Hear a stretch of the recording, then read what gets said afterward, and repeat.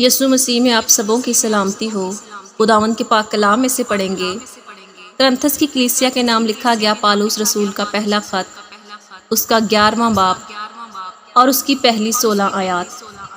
کلام خدا میں کچھ یوں مرقوم ہے: تم میری مانند بنو جیسا میں مسیح کی مانند بنتا ہوں۔ میں تمہاری تعریف کرتا ہوں کہ تم ہر بات میں مجھے یاد رکھتے ہو، اور جس طرح میں نے تمہیں روایتیں پہنچا دیں تم اسی طرح ان کو برقرار رکھتے ہو۔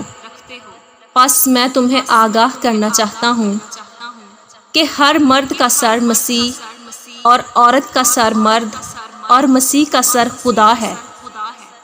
جو مرد سر ڈھانکے ہوئے دعا یا نبوت کرتا ہے وہ اپنے سر کو بے حرمت کرتا ہے، اور جو عورت بے سر ڈھانکے دعا یا نبوت کرتی ہے وہ اپنے سر کو بے حرمت کرتی ہے، کیونکہ وہ سر منڈی کے برابر ہے۔ اگر عورت اوڑھنی نہ اوڑھے تو بال بھی کٹائے۔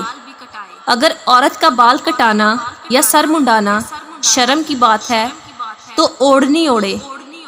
البتہ مرد کو اپنا سر ڈھانکنا نہ چاہیے، کیونکہ وہ خدا کی صورت اور اس کا جلال ہے، مگر عورت مرد کا جلال ہے۔ اس لیے کہ مرد عورت سے نہیں بلکہ عورت مرد سے ہے، اور مرد عورت کے لیے نہیں بلکہ عورت مرد کے لیے پیدا ہوئی۔